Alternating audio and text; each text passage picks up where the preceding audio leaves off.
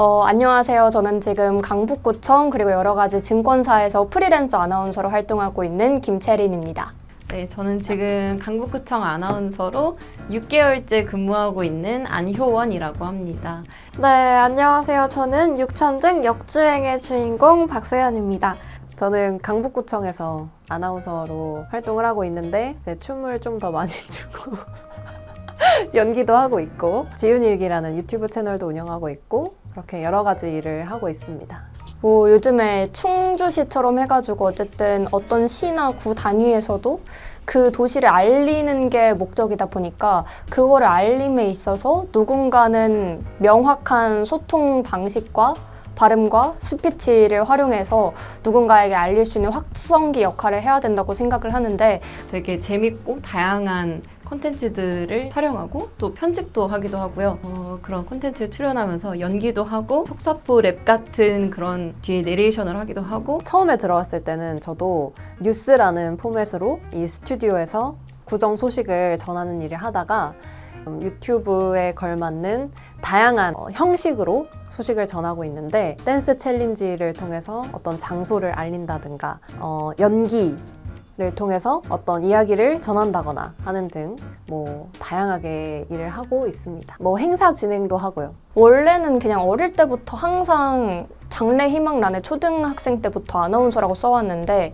남들 앞에서 말하는 일을 내가 제일 잘한다라고 생각했고 내가 뭔가 밥을 벌어 먹고 산다면 남들보다 좀 쉽게 잘하면서 내가 좋아할 수 있는 일을 해야 되지 않을까? 야구라는 스포츠를 좋아했거든요. 지금도 사랑하지만 야구 선수랑 그래서 결혼하는 게 꿈이었습니다. 스포츠 아나운서 분들이 이제 제가 너무 팬이었던 운동 선수들이랑 결혼을 하시더라고요, 많이.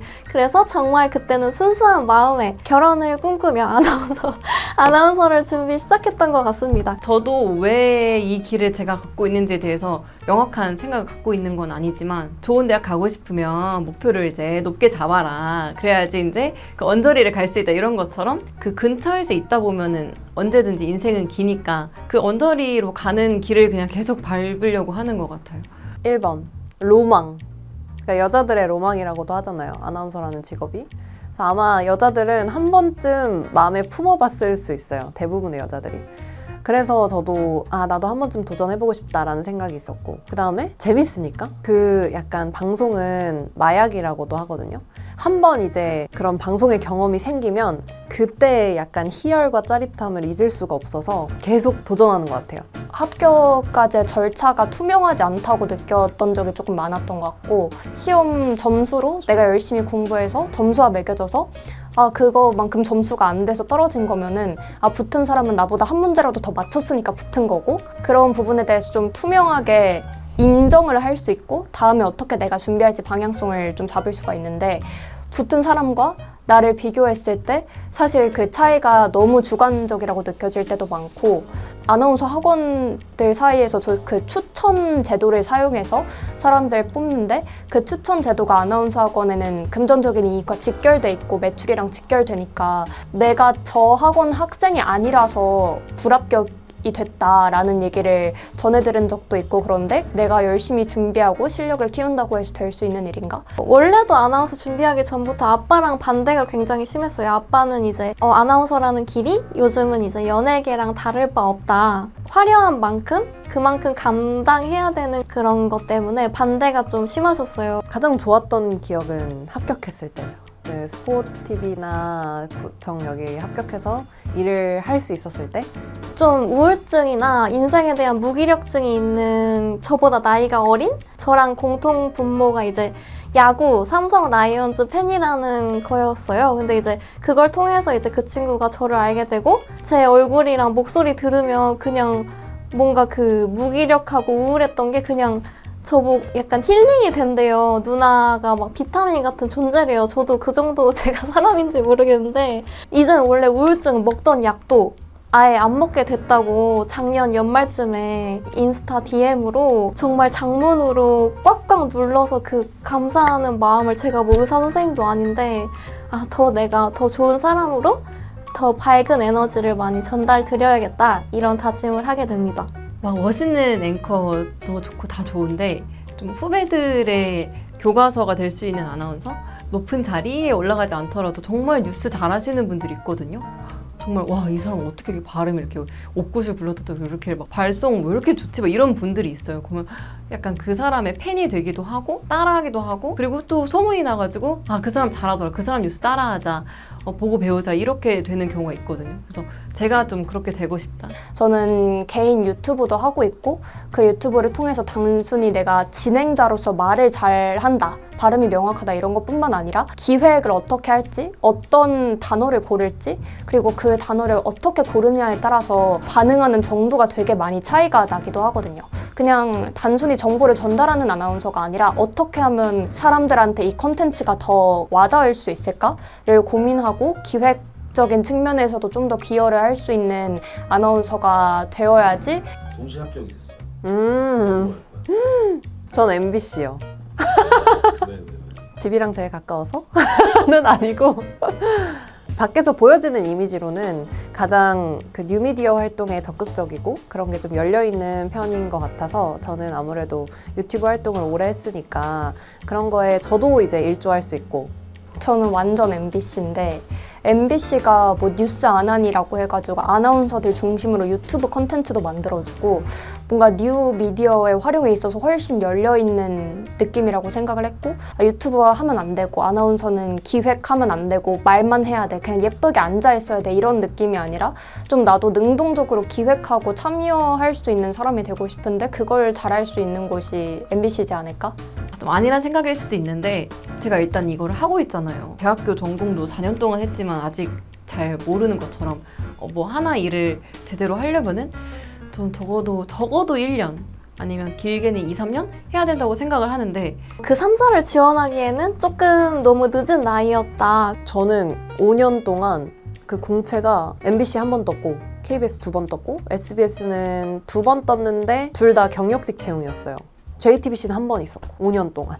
그래서 이 기회가 많이 없었어요. 넣어볼 기회가. 2000대 1에서 차라리 10명을 뽑는데 2만 명이 지원한 거였으면 합격하기가 쉬웠을 것 같아요. 왜냐면 10명 안에만 들면 되니까. 근데 한 명을 뽑는다는 거는 그때마다의 기조와 뽑는 사람의 취향과 이런 것들이 너무 복합적으로 반영이 되기 때문에 어느 순간부터는 그 왜 떨어졌지?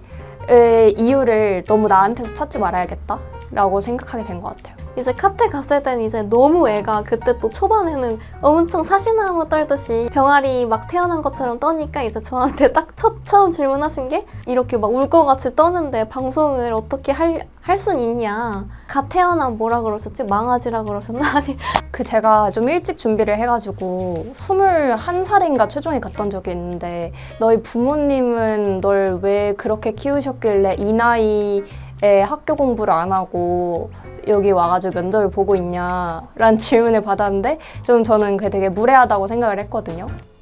없어요. 최악의 질문은 없었던 것 같은데. 그렇게 나쁜 질문은 없었어요.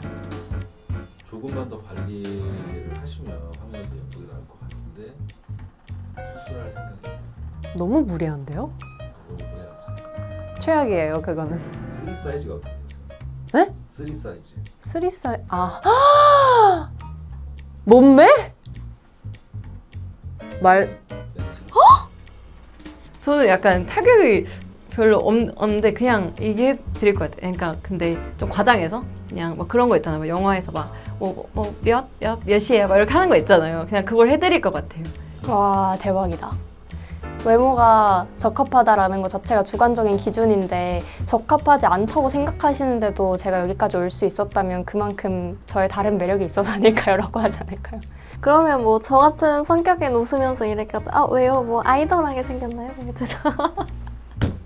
이거에 대한 모범 답안이, 그럼에도 불구하고 최종 면접까지 저를 올려주신 분들께 감사하다. 너무 보는 눈 있으신 것 같다. 이게 면접 답변이라 했어요. 저는 단언컨대 뭔가 계속 아나운서 하고 있을 것 같아요. 그때는 스튜디오에 있는 날이 더 많지 않을까? 저는 장기 계획을 안 세우는 사람이라 10년 뒤 모르겠어요. 행복한 가정을 꾸리고 싶다라는 생각이 엄청 큰 사람이라 그런 안정적인 가정을 꾸리면서 그냥 내 사업과 유튜브를 하면서 좀 편안하게 살고 싶다? 어떤 일을 하고 있을지 자체는 모르겠는데 어딘가에 속박 자극되기보다는 주도적으로 일을 꾸려나가고 내가 선택을 해가면서 비록 그 결과가 좋든 안 좋든 책임을 내가 지는 것에 있어서 자부심을 느끼는 사람이기 때문에 어떤 일을 하고 있든 내가 진짜 원해서 선택한 거고 그에 대해서 잘 책임지면서 살고 있지 않을까 싶습니다. 네, 전 다시 할 거예요. 왜냐면 얻은 게 너무 많아요.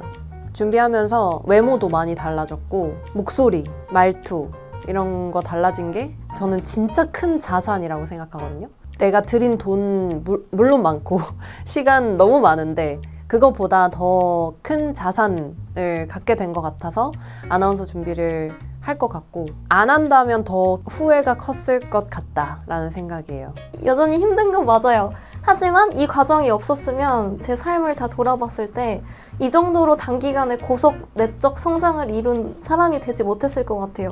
근데 저는 아나운서를 준비하고 아나운서를 했기 때문에 지금의 제가 선택의 폭이 넓어졌다고 생각을 하거든요. 아나운서만 하는 게 아니라 유튜브도 하고 사업도 하고 혹은 제가 나중에 뭐 IT 기업의 기획자나 마케터가 된다고 해도 그 모든 기반의 시작은 제가 아나운서 준비를 했기 때문에 이 모든 걸 시작할 수 있었던 거기 때문에 아나운서가 돼야겠다라는 생각으로 하는 게 아니라 이걸 뭔가 내가 가장 하고 싶은 일을 시작해 봄으로써 또 다른 것들을 확장해 볼 수 있다라는 측면에서 저는 다시 돌아가도 무조건 할 것 같아요.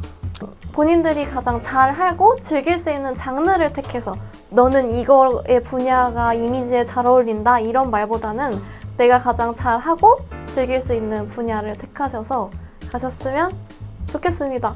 화이팅! 그 결과가 어떻든 내가 진짜 하고 싶은 일을 위해 2, 3년 정도를 불태워 봤다는 것 자체가 인생에서 저는 되게 중요한 경험이라고 생각을 하기 때문에 적어도 내가 할 만큼 했다. 미련을 버릴 만큼 했다라는 생각이 들 때까지는 일단 최선을 다해봤으면 좋겠고 자기가 맞다고 생각하는 게 곧 더 본인이 더 빛이 나는 길인 것 같아요. 이렇게 휘둘리시지 마시고 본인이 맞다고 생각하는 것을 믿으세요. 내가 진짜 이 길이 맞나를 계속 고민하면서 그러니까 무지성으로 흘려보내는 시간이 적었으면 좋겠고 내가 진짜 하고 싶으면 정말 버티면 되실 거예요. 고민했는데 자꾸 흔들린다 하면 빠르게 다른 길로 트시는 걸 추천드립니다. 저는 혼자서 고민이 많을 때마다 면접 100개 질문 뽑아져 있는 게 있어요. 그걸 보면서 계속 이렇게 답변을 생각해 봤어요. 왜 아나운서가 되고 싶은가요? 부터 시작해서 어떤 아나운서가 되고 싶은가요? 장점이 뭔가요? 뭐 등등 엄청 많잖아요. 질문해보면서 그게 이제 명확하게 떠오를 때는 그냥 해야겠다. 근데 이제 이게 점점 흐려지고 멀어진다 싶은 순간에 이제 그런 결정을 한 거죠. 그래서 계속해서 나에게 질문을 던지고 고민을 해봤으면 좋겠다. 그 말을 하고 싶어요. 아나운서 준비생 친구들한테.